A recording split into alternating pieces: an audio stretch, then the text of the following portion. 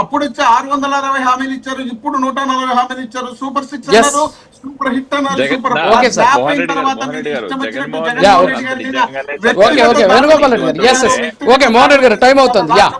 ఒక్క నిమిషం మీకు ఒక్క నిమిషం చెప్పి 4 నిమిషాలు టైం. ఒక్క నిమిషం సార్. వేణుగోపాల్ రెడ్డి గారు ఆన్సర్ చేయండి. ఒక్క నిమిషం మోహన్ రెడ్డి గారు ప్లీజ్. ఓకే మోహన్ రెడ్డి గారు ప్లీజ్. వేణుగోపాల్ రెడ్డి గారు మాట్లాడారు. మోహన్ రెడ్డి గారు ప్రతిసారి ఇది కామెంట్ పెడతారు ఏంటంటే 2 ఎకరాల నుంచి ఎన్ని కోట్లు సంపాదించారు, 2 ఎకరాల నుంచి ఎన్ని కోట్లు సంపాదించారు అని చెప్పి ప్రతి డిబేట్ ఇదే మాట మాట్లాడతారు మోహన్ రెడ్డి గారు.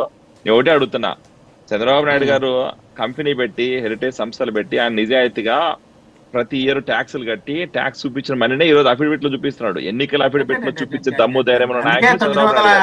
జగన్మోహన్ రెడ్డి గారు ఈ రోజు వరకు ఎందుకు ఎన్నికల అఫిడవిట్ లో ఆయనకున్న ఆస్తులు చూపించలేకపోతున్నాడయ్యా? చూపించమని ఎందుకు మీ జగన్మోహన్ రెడ్డి గారు నిజాయితీగా సంపాదించే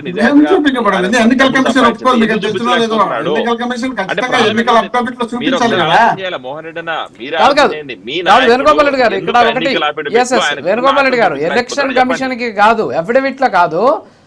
చంద్రబాబు నాయుడు శ్వేతపత్రం రిలీజ్ చేసేవాడు, జగన్మోహన్ రెడ్డి రిలీజ్ చేయాల. ఖచ్చితంగా ఎన్నికల అఫిడవిట్ లో ప్రతి ఒక్కరు చేస్తూనే ఉంటారు డూప్ కాబట్టి. డూప్ ఎందుకు? అది మోహన్ రెడ్డి కాదు.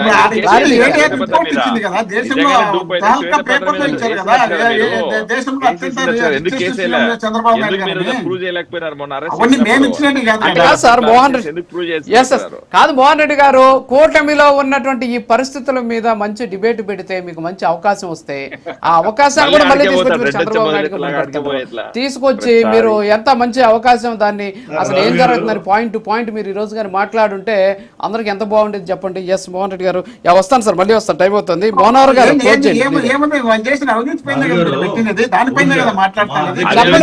చెప్పండి సార్.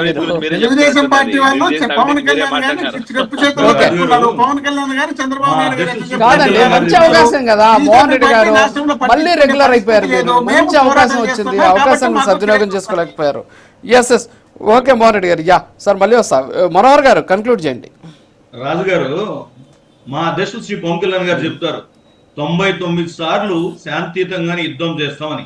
అందుకనే 2 సంవత్సరాలు మేము శాంతియుతంగానే యుద్ధం చేస్తున్నాం, చాలా శాంతియుతంగా.